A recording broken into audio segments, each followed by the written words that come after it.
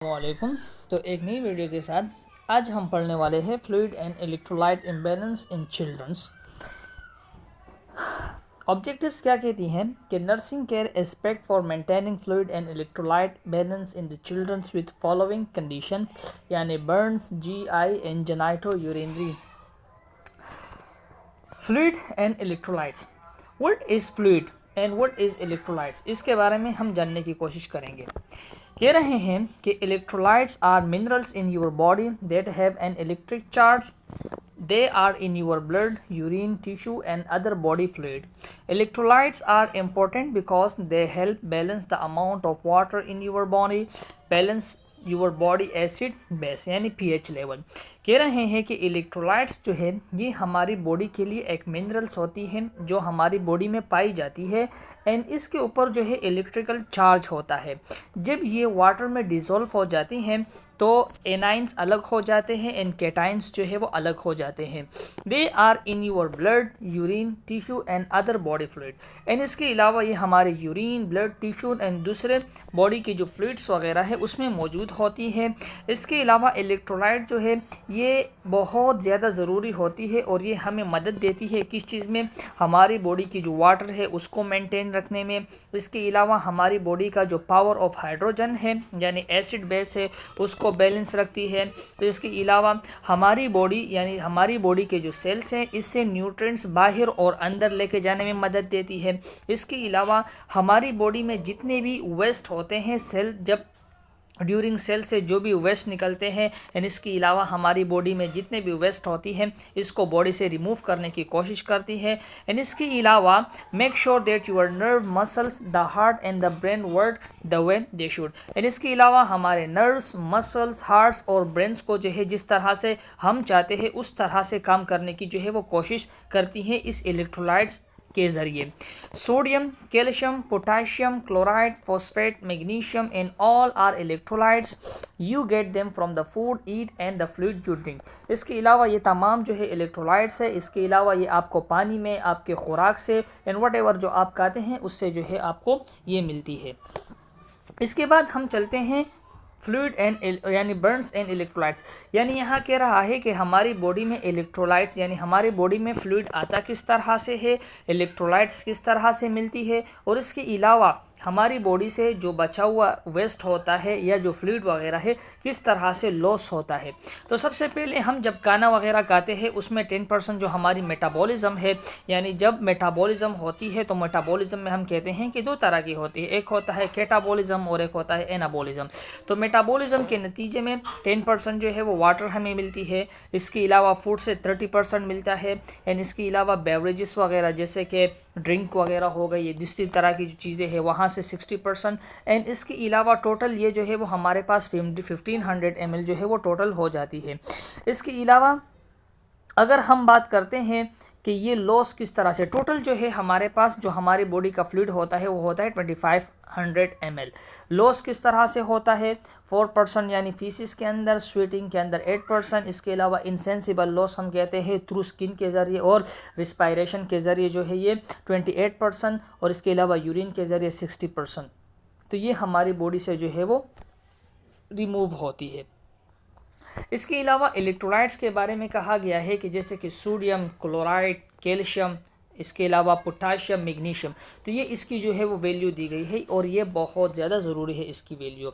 इसके अलावा यहाँ पर दिया गया है कि कैल्शियम जो है वो किस चीज़ के लिए ज़रूरी होती है, मसल की कॉन्ट्रैक्शन के लिए, नर्व्स की सिग्नलिंग के लिए, ब्लड क्लॉटिंग के लिए एंड इसके अलावा बोन एंड टीथ को जो है वो बनाने के लिए और मेंटेनेंस करने के लिए। इसी तरह से सोडियम की अगर हम बात करते हैं तो सोडियम क्या करता है कि हमारी बॉडी का जो बीपी लेवल है उसको मेंटेन रखने में मदद करती है एंड इसके अलावा ये क्या करती है, मसल्स को कंट्रैक्ट करने में मदद देती है, बॉडी की जो फ्लूइड हो उसको मेंटेन करने में मदद देती है। इसी तरह से पोटाशियम की अगर हम बात करते हैं तो ये हमारा ब्लड प्रेशर मेंटेन रखने में, इसके अलावा हार्ट के मसल्स को कॉन्ट्रैक्ट करने में, इसके अलावा न्यूरॉन्स को कॉन्ट्रैक्ट करने में मदद देती है।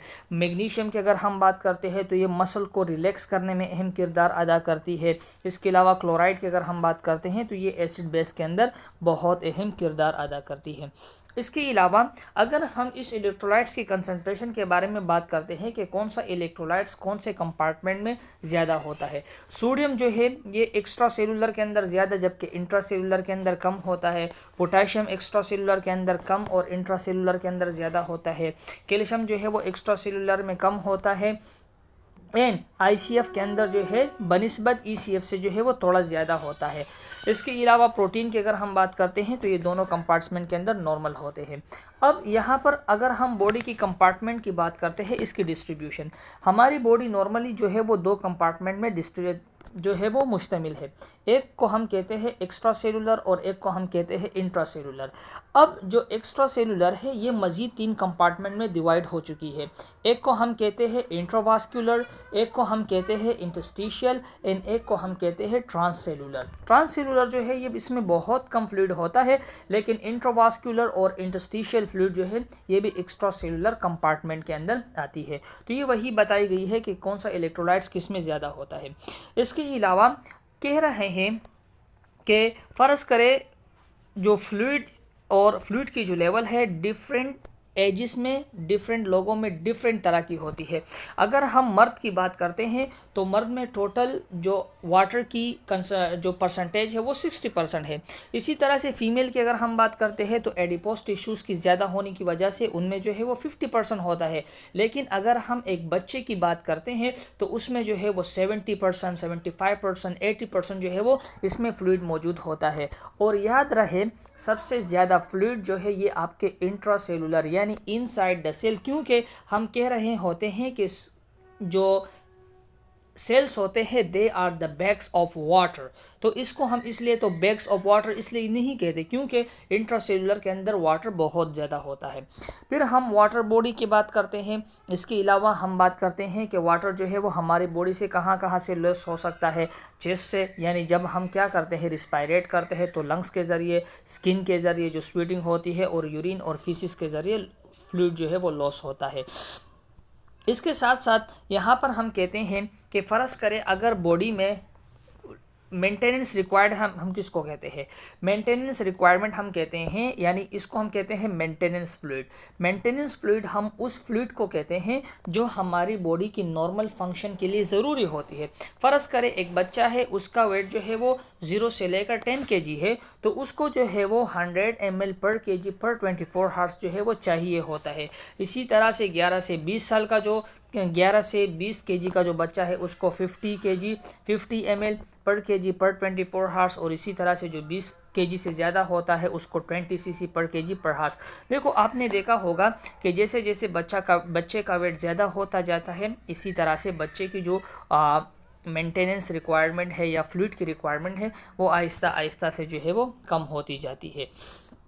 इसी तरह से अब हम बात करते हैं किसके बारे में, टाइप्स ऑफ फ्लूइड के बारे में हम बात करते हैं कि हमारी बॉडी में कितनी तरह की जो है वो फ्लूइड होता है। टाइप्स ऑफ फ्लूइड में सबसे पहले हमारे पास आता है आइसोटोनिक।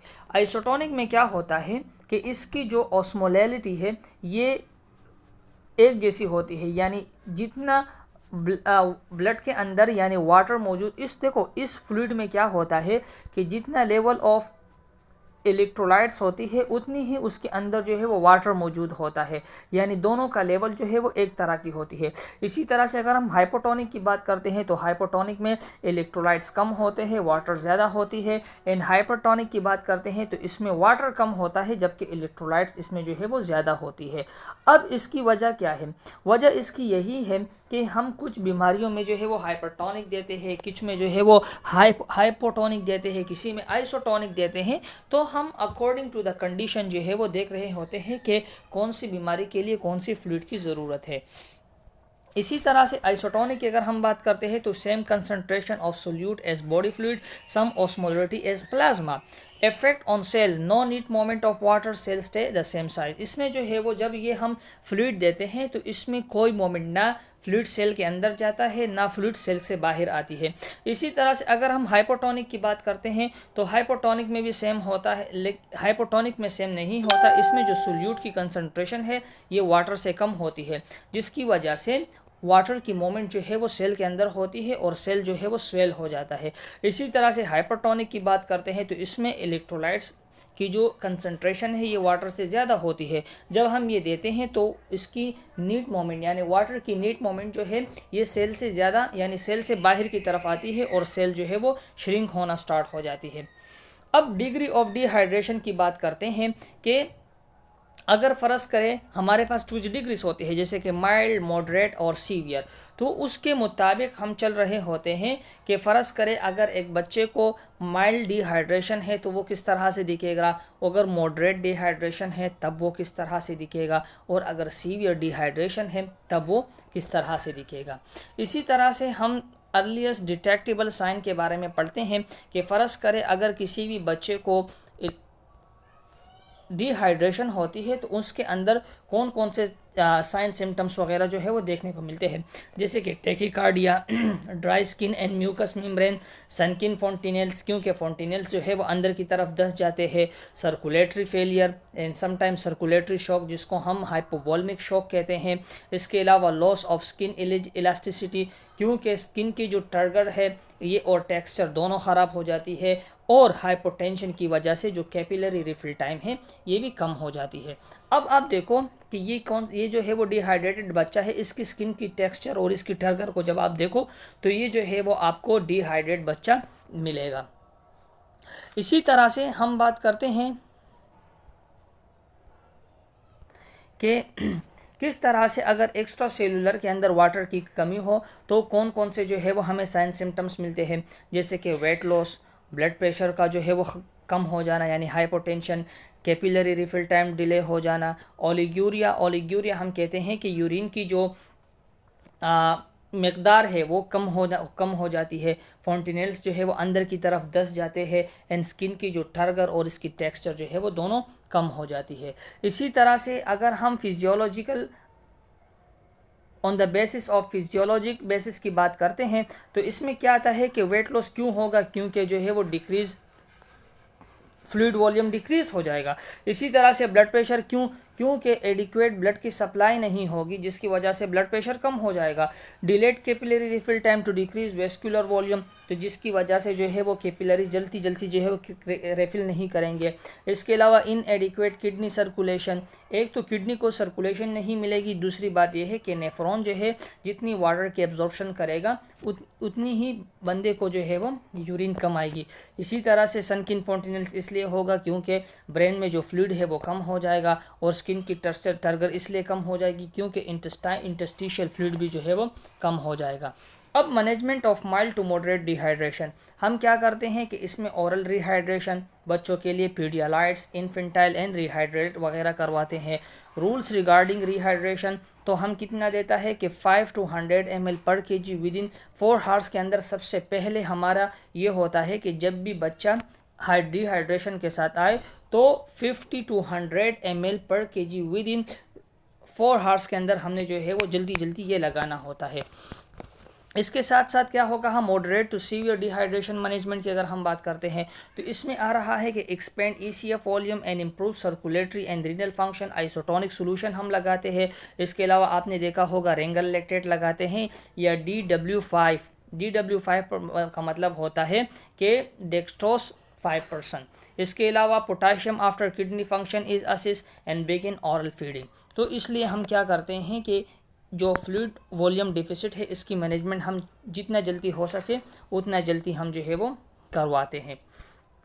इसके बाद हम बात करते हैं कि कौन सी ऐसी कंडीशन होती है जिसमें फ्लूइड का जो बैलेंस है ये डिस्टर्ब हो जाता है। जैसे कि किसी को फोटोथेरापी जब आप करवाते हैं तो स्वीटिंग के ज़रिए क्या होता है कि फ्लूइड लॉस हो रहा होता है। इसी तरह से अगर किसी को फीवर होता है या किसी के इर्द गिर्द जो है वो आग लगा होता है और उसकी वजह से पसीने आ रहे होते हैं, या किसी को जो है वो इंजरी की वजह से ब्लड लॉस हो जाता है और उसकी वजह से फ्लूइड का जो वॉल्यूम है ये लॉस होना स्टार्ट हो जाता है।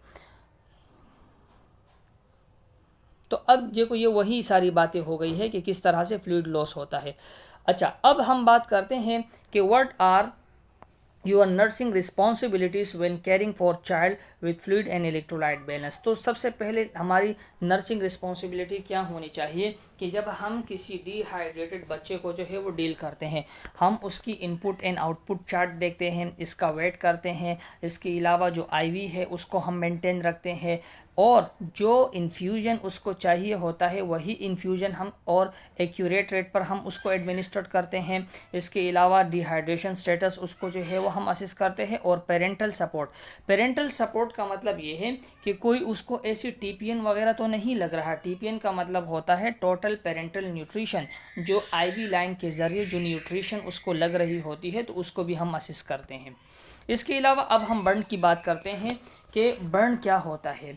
Baby may receive a chemical burn if skin और ice come in contact with a harsh। देखो बर्न हम उसको कहते हैं, बर्न्स के मुख्तलिफ टाइप होते हैं। बर्न सिंपल मतलब है कि बॉडी का कोई भी एरिया जो है वो जल जाना। अब वो कैसे होता है, चाहे वो केमिकली हो चाहे वो फिजिकली हो। अब इसमें मुख्तलिफ आते हैं। कुछ ऐसे होते हैं जो केमिकल के ज़रिए बर्न हो जाती है, कुछ ऐसे होते हैं जो आग के लपेटे में आ जाते हैं, कुछ ऐसे होते हैं जो गर्म बर्तन को पकड़ते हैं उसकी वजह से जो है बर्न हो जाती है। अब यहाँ पर बात आती है कि फ्लूइड एंड इलेक्ट्रोलाइट इम्बेलेंस में हम बर्न क्यों पढ़ते हैं, क्योंकि मैंने आपको शुरू में कहा कि cells are the bags of water. जब सेल्स डैमेज होते हैं तो वहाँ से वाटर जो है वो रिमूव होना स्टार्ट हो जाती है। जब वाटर जो है वो एक्सक्रीट होती है यानी सेल जब बर्स्ट हो जाते हैं तो बॉडी के अंदर वाटर की कमी होना स्टार्ट हो जाती है। इधर ये बर्न क्लोराइड की वजह से, ammonia, bleach, battery acid and strong और हार्श क्लीनर की वजह से बंदे को क्या है कि बर्न होना स्टार्ट हो जाती है।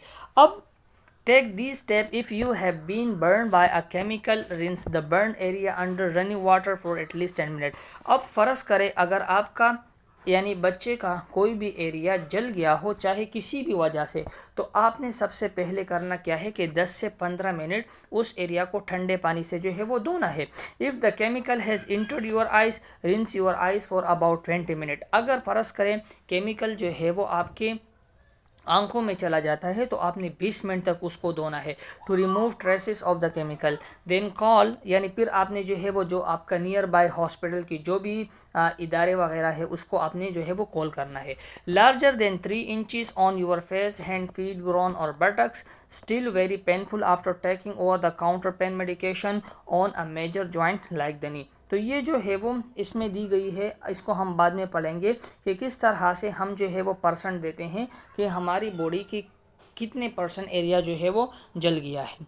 मैकेनिज्म क्या है कि direct contact with electrical current entry and exist wound। electrical burn happen when the body come in contact with electric current। यानी इलेक्ट्रिक बर्न हम किसको कहते हैं, जब हमारी बॉडी किसी भी इलेक्ट्रिकल चीज़ के साथ जो है वो कांटेक्ट में आती है।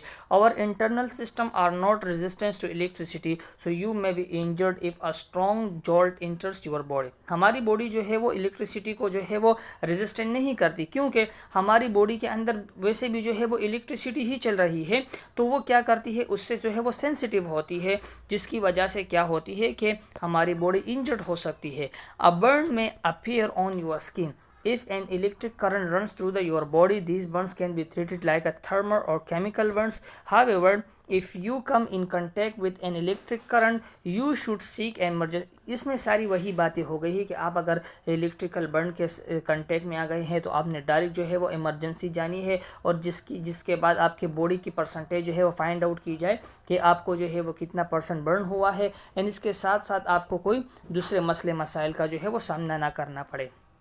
अब ये देखिए इसकी बर्न्स की भी कुछ डिग्रीज होती है, जैसे कि first degree, second degree, third degree. First degree जो है वो सुपरफिशियल यानी सिर्फ जो है वो एपिडर्मिस इंजर्ड हो जाती है, सेकंड डिग्री में जो है वो डर्मिस, एंड थर्ड डिग्री में जो आपके मसल्स है, फैट है और इसके अलावा बोन्स वगैरह जो है ये एक्सपोज हो जाते हैं। देखिए यहाँ पर बताया गया है कि फर्स्ट डिग्री यानी सुपरफिशियल एपिडर्मल डैमेज, जिसमें क्या हो जाता है एरिथमस हो जाती है यानी रेडनेस स्किन होना स्टार्ट हो जाती है, पेनफुल, एंड इसके अलावा due to intact nerve ending. ये जो है वो 5 से 10 दिनों में हील हो जाता है। Pain resolve within 3 days, no residual scarring, और इसमें कोई ऐसी स्कार वगैरह नहीं होती, और पेन जो है वो 3 दिनों के अंदर जो है वो सबसाइड हो जाता है। सेकेंड डिग्री की अगर हम बात करते हैं तो इसमें पार्सल थिकनेस यानी ब्लिस्टर बनना स्टार्ट हो जाते हैं। एंड सुपरफिशियल बर्न जिसमें हम मॉइस्चर, देखो मैंने आपके क्या कहा कि ब्लिस्टर बनना स्टार्ट हो जाते हैं। Deeper burn, white and dry blanch become white और पेल, जो एरिया जल जाती है वो एरिया जो है वो वाइट हो जाती है। With pressure and have reduce pain, heal 10 से 14 दिनों में हील हो जाता है। Can develop into 3rd degree burns with infection, अगर फ़र्ज करे उस एरिया में जो है वो इन्फेक्शन हो गया तो ये आगे जाके जो है वो 3rd डिग्री भी बन सकती है और इसकी ट्रीटमेंट जो है वो यानी इसमें फिर ग्राफ्टिंग इन्वॉल्व होना स्टार्ट हो। इसके बाद हम पढ़ने जा रहे हैं 3rd डिग्री। 3rd डिग्री में क्या कहा कि इसमें फुल थिकनेस यानी हमने क्या कहा कि इसमें आपकी फेट्स, मसल्स, बोन्स तक जो है वो आई एक्सपोज हो जाती है, एक तरह की नेक्रोसिस हो जाती है। Thought waxy brownish lethargy surface with eschar numb और टच, ग्राफ्टिंग रिक्वायर्ड, इसके लिए ग्राफ्टिंग मस्ट होती है, आप जो है वो ग्राफ्टिंग ज़रूर करेंगे। 4th डिग्री में क्या कहा कि इसमें आपकी जो बोन की फेशिया, मसल्स, टेंडन से तमाम चीज़ें जो है वो एक्सपोज हो जाती है एंड इसके लिए रिकन्स्ट्रक्शन सर्जरी और जैसे कि हमने कहा कि ग्राफ्टिंग सर्जरी इसके लिए ज़रूरी होती है। फिर हम बर्न असेसमेंट किस तरह से करते हैं? बर्न असेसमेंट हम कहते हैं रूल ऑफ 9 के तहत, यानी फ़र्ज़ करें एक एडल्ट है, उसका अगर हेड जल गया है पूरा तो हम 9% देंगे, आर्म जल गया है तो 9%, इसके अलावा 18 लेग्स, दोनों लेग्स अगर जल गए हैं तो 18%, अगर चेस्ट जल गया है तो इसको हम जो है वो 18%, बैक जल गई है तो 18% और पेरिनियम अगर जल गई है तो इसको हम कितना देंगे? इसको हम देते हैं 1%। इसी तरह से चाइल्ड में भी हेड अगर जल गया है, क्योंकि हेड का जो साइज़ होता है वो बड़ा होता है तो इसलिए हम इसको 18%, आर्म भी 18%, लेग को हम 14% देते हैं, चेस्ट को 18% और इसके अलावा बैक को भी हम 18% हम देते हैं। तो इसको हम कहते हैं रूल ऑफ 9। ये देखें आपको कि किस तरह से हम जो है वो इसके असेसमेंट करते हैं। फिर हम क्या करते हैं कि हॉस्पिटलाइजेशन करते हैं। अगर फ़र्ज़ करें बच्चा है उसमें जो है वो 10% से ज़्यादा सरफेस बॉडी जो है वो जल गई है तो इसको हम हॉस्पिटलाइज़ करेंगे, और अगर बड़ा है तो उसकी अगर 15% से ज़्यादा बॉडी सरफेस एरिया जो है वो इन्वॉल्व है तो हम जो है वो इसको हॉस्पिटलाइज़ करते हैं। जैसे कि specific region, respiratory tract, face, neck, circumferential burns, head, feet, major joint, genitalia, electrical burns, lighting burns. 3rd degree burns, अगर किसी भी बच्चे के अंदर 3rd डिग्री बर्न्स हुई है और वो 3% से ज़्यादा है तो उसको हॉस्पिटलाइज़ करना होगा, और बड़े के अंदर अगर 5% 3rd डिग्री है तो उसको फिर हमें हॉस्पिटलाइज़ करना होगा। मोर्टेलिटी बर्न क्या कह रही है कि इससे कितने शराइत अमवात होती है? 65% body surface area associated smoke inhalation infection, यानी अगर कोई शख्स की 65% बॉडी सरफेस एरिया इन्वॉल्व है और प्लस उसकी यानी जो धुआं है, आग का जो धुआं है उसको भी इसने जो है वो इनहेल किया है तो पॉसिबल है कि यानी डेथ के चांसेस पॉसिबल है।